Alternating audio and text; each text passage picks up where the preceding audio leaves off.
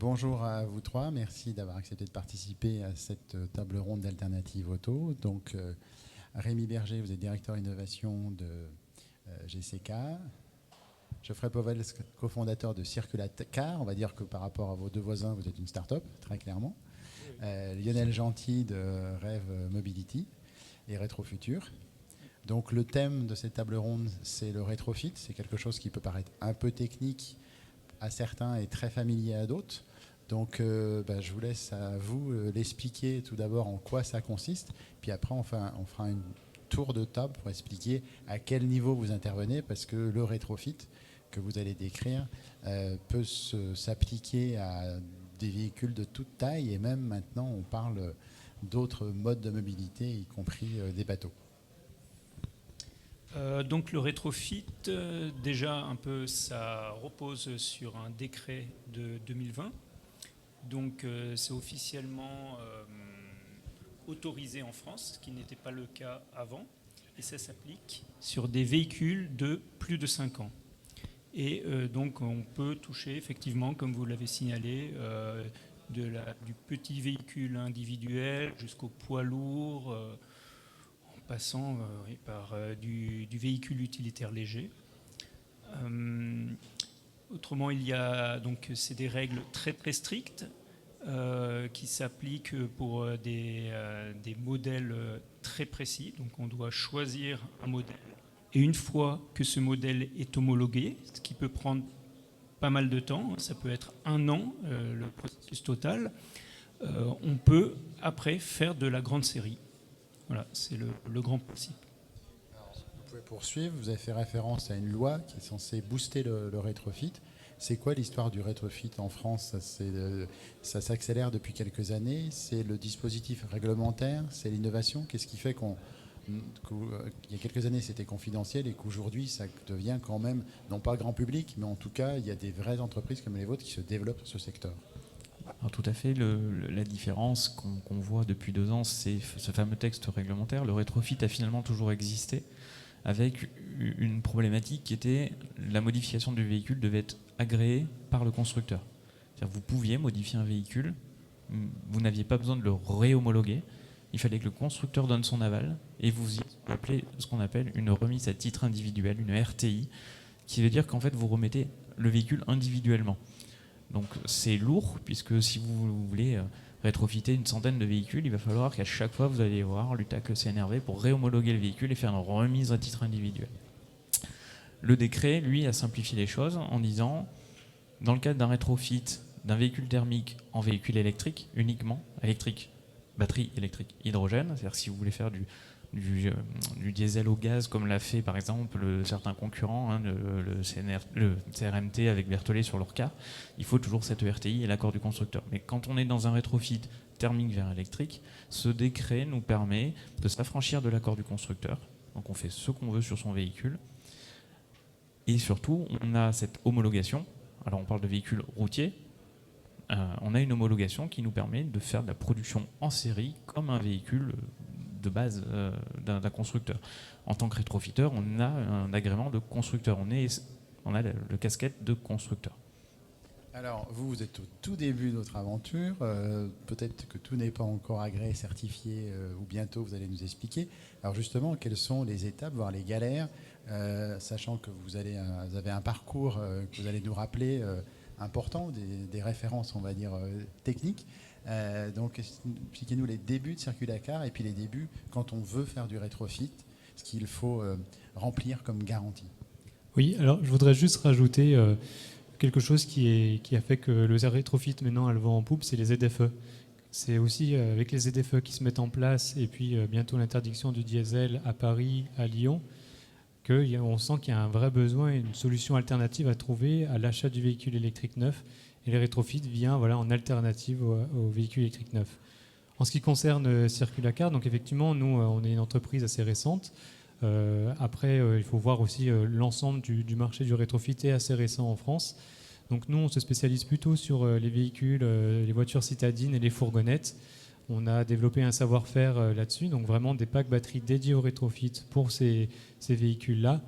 Alors vous disiez effectivement il y a un bagage, donc moi je suis ingénieur de formation et donc c'est en fait via une autre expérience sur le véhicule électrique que j'ai pu fonder cette dont société. on peut parler parce que c'est quand même très connu à Lyon. Tout à fait, c'est Navia, donc une La société navette autonome. tout à fait, une navette autonome.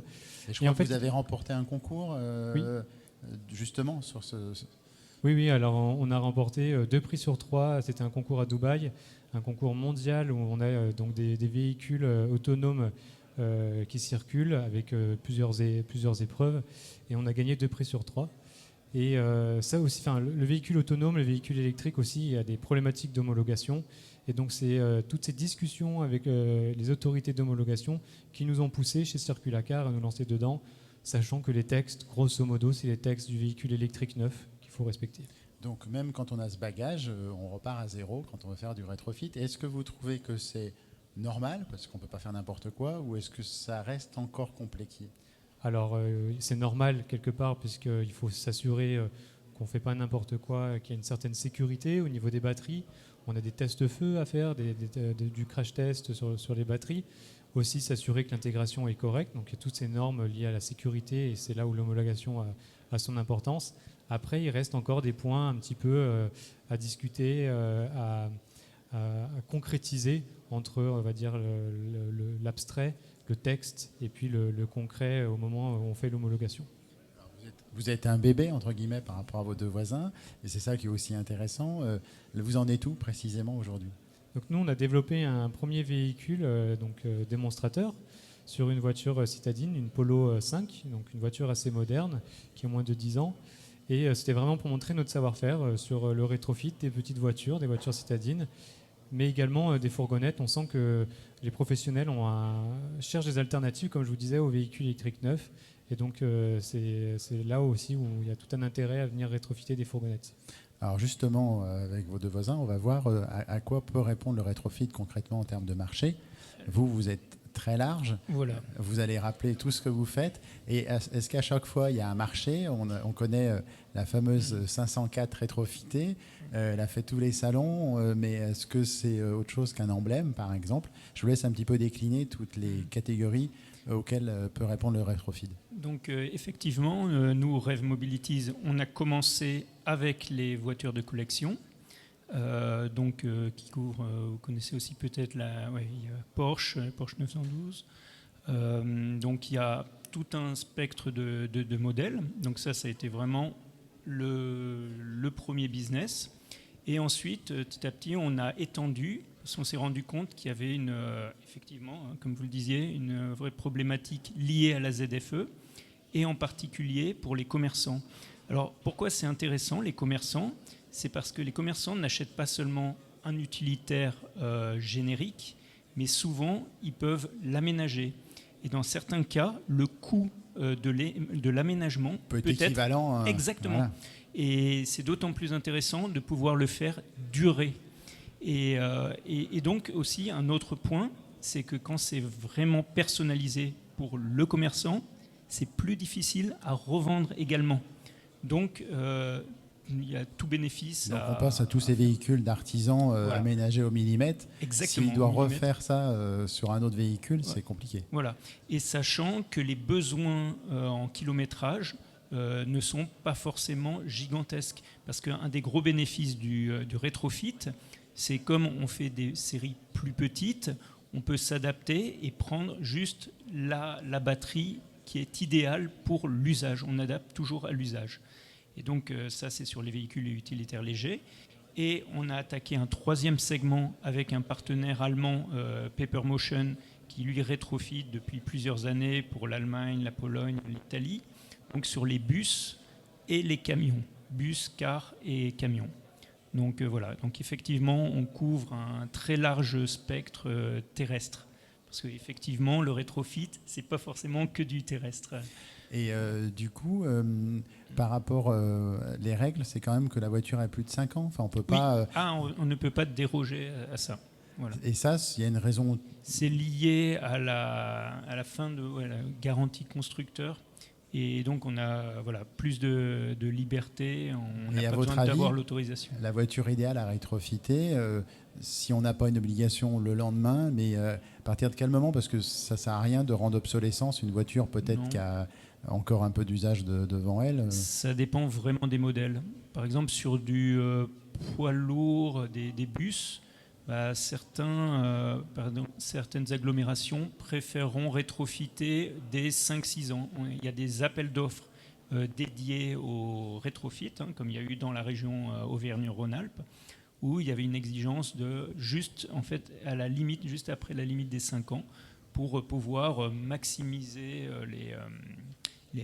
l'usage des véhicules et les faire durer très très longtemps. Question quand même qui est incidente.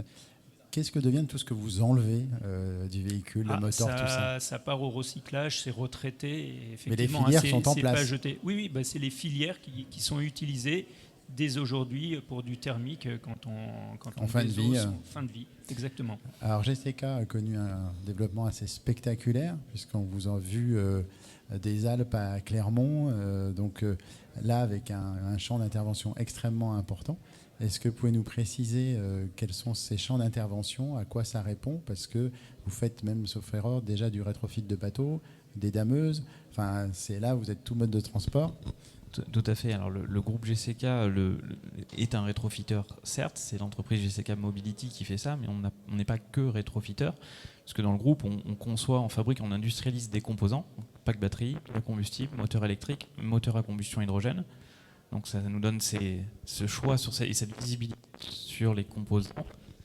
Donc on est à même de choisir finalement en fonction du client, de son usage, qui est identifié, la bonne technologie pour intégrer dans le véhicule. On a aussi d'autres filières qui sont plus pour automobile, on le connaît. On peut en parler. Donc du coup, si on parle par exemple de ce que fait de monsieur, est-ce que vous pouvez parler par exemple du dernier des cars? Enfin, quels sont les besoins où le rétrofit peut permettre quelque part de faire durer la carcasse, le châssis, d'éviter l'obsolescence du véhicule? Alors, pour revenir sur le sport auto, pour nous c'est un laboratoire, ça permet d'aider à développer nos composants principalement et nos powertrains sur une base... Avec un objectif, c'est le Paris-Dakar Alors le Paris-Dakar 2 ans est une des cibles parce que notre président Guerlain est pilote sur le Dakar et qu'il aime cette épreuve-là, et que c'est une des épreuves les plus difficiles au monde, mécaniquement et humainement. Donc là-dessus, on est d'accord. Ça nous aide et puis c'est aussi un très beau vecteur de communication. Et puis juste donc pour finir, on a la partie, je dis sur la partie composants et véhicules, la partie sport auto et puis une partie énergie, puisqu'on a aussi une entreprise qui fait du déploiement d'énergie verte sous forme de containers de façon mobile et temporaire. Et puis on vient ce coup-ci, pour accompagner notre développement sur l'hydrogène, d'annoncer la création d'une filiale qui fait de la distribution d'hydrogène sous forme de stations modulaires, mobiles et compactes. Donc ça, c'est l'ensemble des mis. Et si on fait un focus sur la partie mobility, sur le rétrofit, aujourd'hui on rétrofit, donc on a la Lancia Delta qui vient d'être homologuée. Donc celle-là, pour ceux qui ont connu le rallye des années 80, voilà, c'est un des modèles mythiques avec la 205 groupe B, etc. Exactement, et qui nous a permis de faire nos classes sur la partie homologation, sur la partie technique, sur un certain nombre de sujets. Et puis maintenant, aujourd'hui, donc, dans les tuyaux, on a de l'autocar, de l'autobus, la dameuse, du bateau, si on rétrofit les bateaux du lac d'Annecy, du master, du camion sur différentes tracteurs ou porteurs. Voilà, on a différents projets. Aujourd'hui, on regarde beaucoup d'applications parce qu'on a des clients derrière. C'est-à-dire qu'aujourd'hui, chaque véhicule qu'on développe, on sait qu'on a déjà des commandes fermes, ou en tout cas des intentions fermes marquées sur un véhicule. Et après, c'est vrai que par rapport à nos deux camps, on a fait une spécialisation sur l'hydrogène également, puisque sur un certain nombre de cas d'usage, on pense que l'hydrogène est plus pertinent que la batterie. Ça, on a les deux, on sait utiliser les deux de façon... Alors justement, donc, techniquement, ça fonctionne. La question, c'est quel est le potentiel de développement et qu'est-ce que ça peut apporter justement en termes de développement durable? Si on prend les cars, par exemple, la carcasse, le châssis, tout ça, tout ce qu'on ne met pas à la casse va durer combien de temps de plus une fois rétrofité? Est-ce que vous avez un exemple concret en tête? J'avais vu un salon sur Lyon différents cars de la région, les transports d'Ardèche là, et d'autres. Donnez-nous un cas concret. Aujourd'hui, les deux clients qu'on a sur les autocars qu'on a montré, qu'on a dévoilés à Autocar Expo, qui sont le quart de la région Auvergne-Rhône-Alpes et le quart des transports Ginoux. Aujourd'hui, ce sont des cars sur lesquels on estime pouvoir aller à 10-15 ans de vie supplémentaire. Donc, pour des véhicules qui ont déjà... Pour des véhicules qui ne sont pas trop âgés, parce qu'il y a quand même des sujets de résistance sur les éléments qu'on ne change pas. Voilà, mais on estime qu'on peut aller sur une durabilité poussée au-delà des 15 ans de vie normale du véhicule, voire on peut aller jusqu'à 20 ans, en ayant une surveillance, à chaque fois qu'on intègre dans un véhicule des nouvelles solutions, on met de la télématique, on fait de la surveillance, on essaie de mettre en place des solutions de maintenance prédictive pour s'assurer que le véhicule vit bien et que les éléments qui n'ont pas été changés aussi vivent bien. On respecte des gammes de maintenance aussi. Ça reste des véhicules professionnels. C'est l'avantage, c'est qu'il y a un suivi professionnel derrière en termes de maintenance. Donc on saura dire si oui ou non le véhicule il tient sa route. Et sachant que l'intérêt, bien sûr, pour nous, et c'est que des fois même des kits de rétrofit qu'on va installer pourront potentiellement faire plusieurs véhicules. Et du coup, à votre avis, quelle est la rapidité, on va dire, d'industrialisation de ces procédés pour répondre au marché? Parce que la ZFE, on l'a vu à la conférence d'ouverture de ce matin, c'est quand même très bientôt pour les différentes étapes. Et puis, il n'y a pas de raison d'attendre non plus pour des raisons de décarbonation des modes de transport. Vous êtes quelques acteurs déjà en France, mais vous développez. Mais vous pensez, vous avez un chiffre d'autocars que vous pourrez rétrofiter dans combien d'années? Vous avez des projections à nous donner? Alors aujourd'hui, on annonce une 50aine de commandes fermes sur les autocars. Voilà, c'est un début. De vous donner des projections, ce sera un petit peu présomptueux sur les marché années. A été étudié, le marché, il est là. On voit bien, on est plusieurs acteurs, puisqu'on l'a dit, à chaque fois qu'on rétrofite un véhicule, c'est un type mine. Donc on sait que Rêve travaille sur du Mercedes, nous on travaille plutôt sur du Iveco.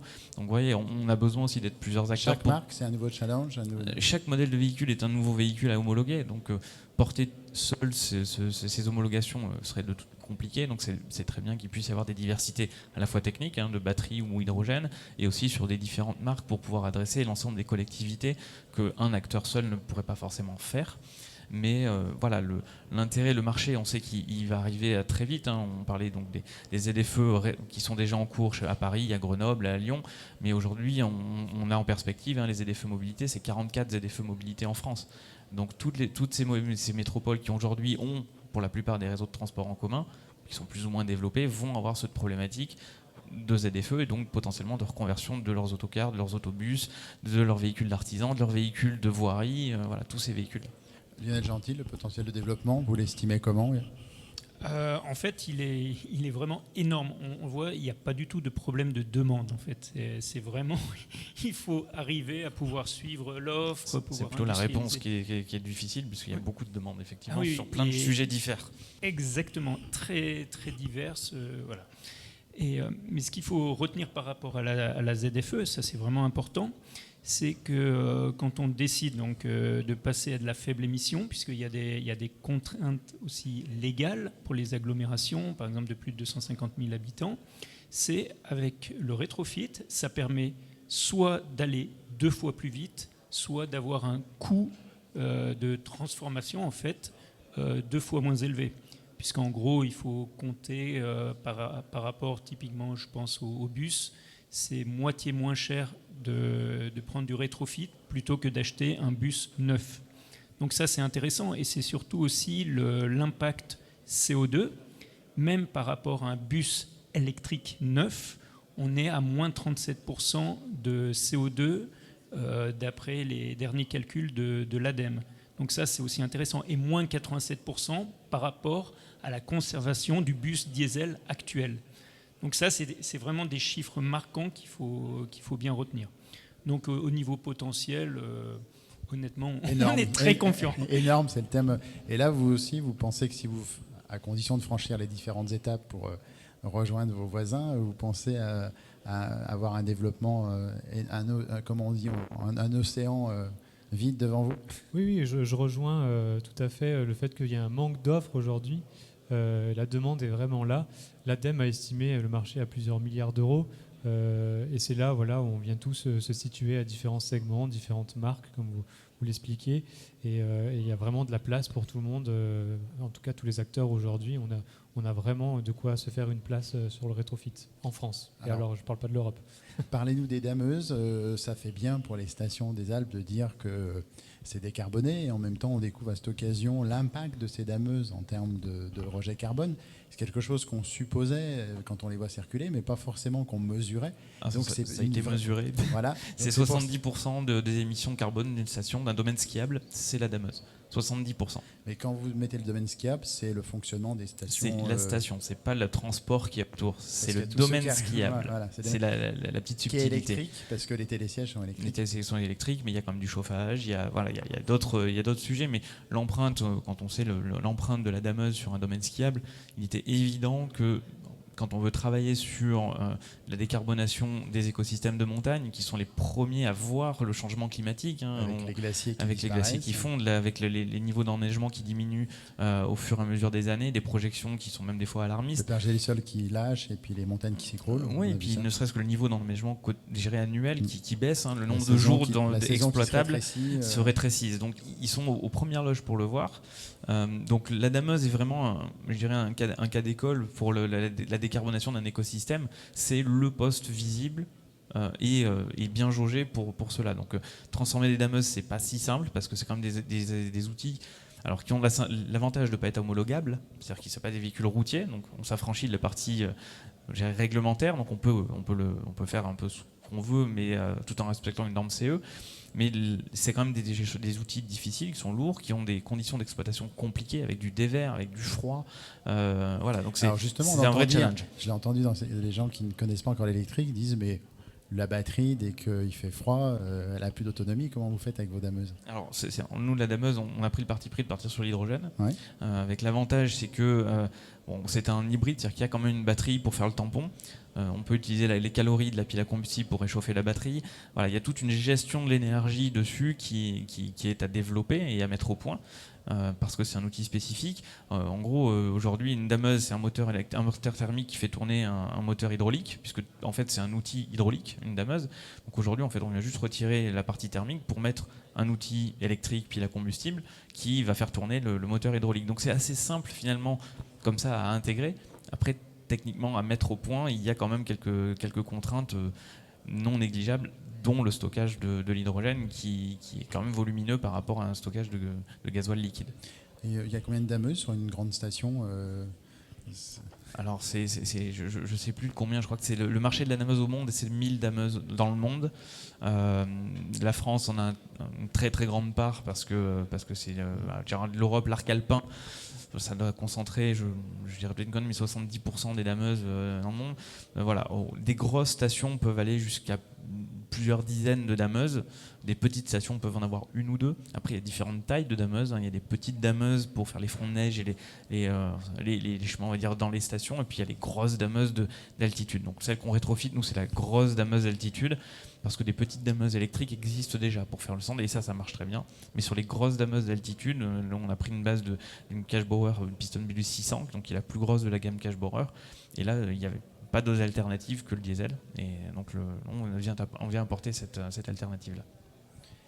Vous parlez tout à l'heure du rétrofit des voitures un peu collection, un peu emblématiques. Eux, ils essayent ils réussissent, ils visent carrément le Paris-Dakar. Donc, est-ce que c'est un laboratoire, comme a pu l'être la Formule 1 à une époque, ou est-ce qu'il y a un marché ? Est-ce que des gens vont faire revivre des vieilles belles carrosseries avec un moteur électrique ? Parce que souvent, on associe quand même la vieille voiture de collection avec un V6 qui monte dans les tours, enfin une sonorité, tout ça. Vous parliez Porsche tout à l'heure, c'est le fameux moteur à plat, etc. Donc, est-ce que c'est un vrai marché ou c'est des images Non, c'est un vrai marché. Vous seriez étonné du nombre de demandes qu'on a tous les jours.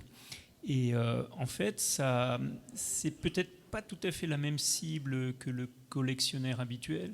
Ça peut être une personne qui aime les belles voitures, mais qui n'a pas envie de s'embêter avec un moteur qui est souvent pas très très fiable. On peut adorer ce principe de passer tous ces dimanches à faire en sorte que ça Les marche. voitures anglaises. Voilà, exactement. Mais typiquement, voilà, des voitures anglaises qui sont réputées pas du tout fiables, mais tellement belles. Et ben là, l'électrique, ça apporte le plaisir, la fiabilité et la belle carrosserie. Vous recréez le bruit à l'intérieur pour les passagers? Non, non. Comme Par on le voit contre, sur certaines voitures électriques. on garde la boîte de vitesse, donc on peut voilà, avoir cette sensation aussi. Alors c'est un détail, mais peut-être pas, parce que sur votre voiture que vous êtes en train de mettre au point, vous gardez aussi le levier de vitesse. Drôle d'idée, parce que les voitures électriques, on l'associe à l'automatique aujourd'hui. Non, c'est vraiment pas un détail, c'est bien fait exprès. Ça a plusieurs avantages. D'abord, à la conversion, on va garder la boîte de vitesse, donc ça évite de mettre une nouvelle boîte de vitesse. On parle d'économie circulaire, on essaie de réutiliser le plus de composants possible sur le véhicule. Donc effectivement, nous, ça nous paraissait naturel de garder cette boîte de vitesse. Et en fait, on a adapté vraiment les lois de pilotage du moteur électrique à le faire que ça devienne similaire à un moteur thermique en termes de comportement du véhicule. Pour que ce soit plus familier vis-à-vis de la Alors, personne qui vient... effectivement, ça évite des changements de repères dans le véhicule quand on conduit. On a vraiment l'impression de conduire le même véhicule qu'avant, la même voiture. Et puis, ce que nous, on a aussi rajouté, c'est une conduite au rendement au moteur. Donc, essayer de consommer le moins possible d'électricité. On voit les cours aujourd'hui d'électricité qui grimpent en flèche. Donc, ça nous semblait aussi très important d'économiser vraiment la consommation électrique. Et c'est pour ça qu'on a rajouté un petit indicateur de rapport de vitesse pour toujours se situer sur le meilleur rapport de vitesse quand on roule avec notre véhicule. Donc c'est une conduite d'une voiture thermique sur une voiture électrique. Et ça se conduit très facilement. Pour parler bateau, comment ça se passe pour Annecy? Ces bateaux, ils existent depuis combien de temps? Je crois qu'ils ont 30-40 ans, enfin ils ne sont pas tout jeunes. Et vous en rétrofitez combien? Alors là, on part sur une base de 5 bateaux sur le lac d'Annecy. C'est des bateaux qui ont des âges différents, on va dire, qui ont des durées de vie dépassant les 70 ans, pour certains qui ont 50 ans. Le Savoie qu'on est actuellement en train de faire à 50 ans, je crois. Voilà, c'est des engins particuliers. Alors, une fois de plus, on n'est pas embêté avec l'homologation. Il y a quand même des risques de sécurité, il y a quand même des normes à respecter, des normes de navigation. Donc avec de la redondance, voilà, si on a un arbre d'hélice, il faut de la redondance dans les moteurs en cas de panne. Enfin, voilà, il y a tout un contexte réglementaire qui est spécifique au transport maritime. On est moins embêté par le volume et la masse que dans une Twingo. Voilà, mais il y a quand même il y a quand même 600 kWh de batterie dans un Savoie, ce qui fait à peu près 4 tonnes de batterie, donc c'est pas négligeable non plus. Mais c'est un cas d'usage pour lequel la batterie marche bien. Il n'y a pas eu besoin d'étudier sur la partie hydrogène dans ce cadre-là. C'est des petits circuits touristiques sur le lac, donc avec des faibles vitesses, donc des faibles puissances mises en jeu. Donc la batterie marchait très bien. Et est-ce que vous avez eu des demandes un peu étonnantes en rétrofit que vous avez dû refuser, soit pour des voitures de collection, soit pour des marchés où vous êtes tout véhicule complet? Pour les véhicules de collection, c'est plus notre planning, parce qu'évidemment on a des demandes, mais surtout, y compris même hors collection, on a justement pour eux des demandes sur des véhicules beaucoup plus classiques et qui ne sont pas de collection. Donc voilà, nous on essaye de faire à mesure selon le nombre de demandes pour prioriser. Mais est-ce que vous pensez qu'il y aura, ou c'est peut-être déjà dans les tuyaux, une industrialisation réelle de voitures, c'est-à-dire ce que fait votre jeune voisin, mais sur des dizaines de milliers d'exemplaires? On peut l'espérer, oui, à terme. C'est le but, puisque la réglementation, qui est assez unique au monde, en France, justement, elle est plutôt favorable. Très favorable. Et justement, on essaye de la faire adopter au niveau européen. Et là, ça changera tout. Ça fera également un marché immense. Et est-ce qu'il y a des blocages, il y a des freins aujourd'hui, ou c'est juste des levées de capitaux Alors, c'est très capitalistique, puisque, comme vous le disiez, le coût de l'homologation, les études, etc. Donc, oui, mais pas que. Il y a les éléments techniques. C'est pas toujours simple. Donc, il faut passer ces étapes-là. Donc, ça prend du temps. Mais on peut espérer qu'avec l'expérience, etc., également au niveau de l'homologation, puisqu'il y a une courbe d'apprentissage, et qui permettra... Vous êtes de moins en moins étrange pour ceux Exactement, qui délivrent les homologations. Au début, oui, on était un peu des extraterrestres, et donc ils ont appris également. Et nous aussi, de notre côté, on a appris comment mieux traiter aussi leurs demandes. Et du coup, ça ira de plus en plus vite. Et effectivement, on peut dire dans 5 ans, ça sera quelque chose de très commun. Donc c'est ça qui va faire la différence. Voilà, quand on se lance comme vous dans le rétrofit et qu'on va voir des investisseurs ou des banquiers en dehors de la crédibilité technique de votre voiture, est-ce qu'ils ouvrent des grands yeux ou ils disent « Ah oui, c'est un truc d'avenir » ? Oui, alors les investisseurs, c'est vrai qu'ils ont plutôt l'habitude de quelque chose de neuf. Donc c'est l'économie circulaire, c'est pas quelque chose qui est très répandu, hein. Donc aujourd'hui, il faut aussi leur expliquer qu'il y a un vrai marché, une vraie demande. Donc c'est plus là leurs attentes, c'est quelle est la demande du marché. Mais quand on leur montre tous les emails, vous demandez est-ce qu'on a des demandes un peu originales. Nous, on avait une Dodge Viper, par exemple, à rétrofiter en demande. Donc voilà, on a énormément de demandes. On va passer pour un sacrilège pour certains. Mais voilà, on a énormément de demandes et donc après, c'est comme ça qu'on rassure les investisseurs. Et on va terminer peut-être la séquence là-dessus. En termes d'emploi, puisque s'il y a une forte demande, expliquez-nous. Donc ça vous concerne principalement tous les deux. Vous êtes encore quelques-uns chez vous. On n'est pas très nombreux. Comment s'est développé GCK ces dernières années, même si c'est multiple GCK, vous avez rappelé que c'était déjà des batteries en Auvergne. De toute façon, toute la structuration du groupe ça permet de s'auto-alimenter. Donc en fait, la croissance du groupe permet d'alimenter in fine la partie mobility a été alimentée par la croissance de batterie. Enfin, voilà, donc aujourd'hui, le groupe GCK a doublé en ses effectifs sur l'année 2022. Au-delà de ce qu'on espérait, en tout cas de la courbe qu'on avait imaginée. Dans une période où tout le monde parle de crise. Exactement, donc ça c'est très favorable. Après, il y a aussi des complexités, c'est-à-dire qu'on est sur des compétences qui sont pas fréquentes quand on est sur des sujets dans l'électrochimie sur les batteries, que ce soit sur des systèmes, de l'intersystème. Il n'y a pas beaucoup de compétences. Donc il faut se les partager avec les gens du neuf également, puisque finalement on cherche les mêmes compétences. Donc il y a un enjeu sur l'emploi, à trouver des bonnes compétences, à recruter, à être attractif aussi, avoir une marque employeur. Donc c'est des enjeux aussi. Nous, à notre niveau, pour travailler ça, on développe actuellement un projet de technopole des mobilités décarbonées sur le circuit de Charade à côté de Clermont-Ferrand, pour justement qu'on ait notre bassin de formation sur ces compétences-là autour de Clermont-Ferrand. Donc ça, c'est un projet que je porte pour le groupe GCK avec l'écosystème clermontois. Et c'est vraiment quelque chose dont on a besoin, c'est qu'il faut accélérer la transition énergétique, mais aussi accélérer la transition des compétences vers la transition énergétique. Et ça, c'est primordial. Même constat chez vous sur les formations, sur l'emploi, le développement de vos différentes structures ? Oui, alors bon, il y a le côté interne, hein, où il y a de la croissance de l'emploi, mais j'aimerais bien insister en fait sur l'ensemble de la filière, parce que c'est ça qui va être intéressant, parce que c'est de l'emploi local. C'est-à-dire quand on va, par exemple, rétrofiter des bus pour une agglomération... On ne va pas les envoyer en Asie. Voilà, et ben justement, mais encore mieux, on va être vraiment plutôt très local. Donc on va essayer d'avoir des ateliers qui couvrent le territoire. Pour que l'impact carbone soit le minimum, il faudrait délocaliser, parce que prendre même un bus de Marseille pour le rétrofiter à Lille en impact carbone, c'est pas bon. Voilà, non mais c'est sûr. Donc il y a ces emplois et il y a cet enjeu de reconversion, par exemple de garagistes qui avaient donc un business model qui était basé sur le thermique. Et à mesure à mesure que la transition se fait. Donc ça pourrait créer, mais aussi sauvegarder des emplois. Voilà, sauvegarder, créer, adapter. Et donc ça va vraiment créer... Et techniquement, c'est pas trop compliqué. Une fois que le kit arrive dans un garage. Non, il y a besoin de formation, mais après, non. Et en plus, ils ont également cette compétence parce qu'ils savent démonter, ils savent exactement de quoi on parle. Donc... Je rajouterais juste par rapport à la formation, nous on a des discussions avec le lycée automobile de Bron, Émile Béjuit, justement pour former les garagistes de demain à convertir les véhicules électriques. Les professeurs, les enseignants dans ce lycée se rendent compte que ça va être un métier de demain. Donc voilà, on sent déjà que même côté formation, il y a un réel intérêt pour le rétrofit. Partagez ce diagnostic sur le fait de sauvegarder des emplois, sur des modèles qui s'essoufflent dans le thermique.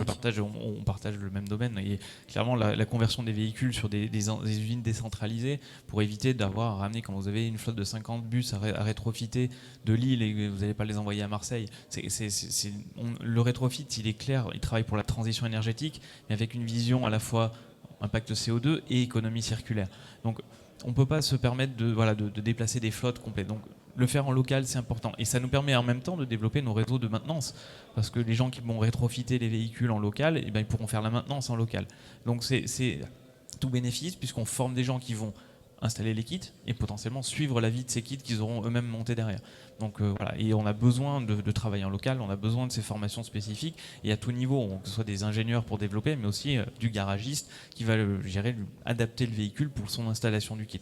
Et c'est aussi notre rôle en tant que constructeur d'amener cette certification de centre de rétrofit. C'est dans le décret, c'est quelque chose qu'on n'a pas évoqué, mais c'est quelque chose qui nous donne la possibilité d'être fait. C'est qu'on va aller voir un centre. Ça peut être un garage, ça peut être une concession, ça peut être n'importe quoi. Et on dit, voilà, on donne l'agrément, vous avez notre agrément pour rétrofiter les véhicules sur notre approche, notre processus, avec nos pièces. Et vous avez donc le label de rétrofiteur X ou Y, donc GCK pour nous, et vous permet de le faire. Sachant qu'un rétrofiteur pourrait très bien être agréé par plusieurs marques, par exemple. Ça peut être faisable. Donc si je comprends bien, pour conclure, vous êtes non seulement en train de développer vos entreprises respectives, mais de construire une véritable filière.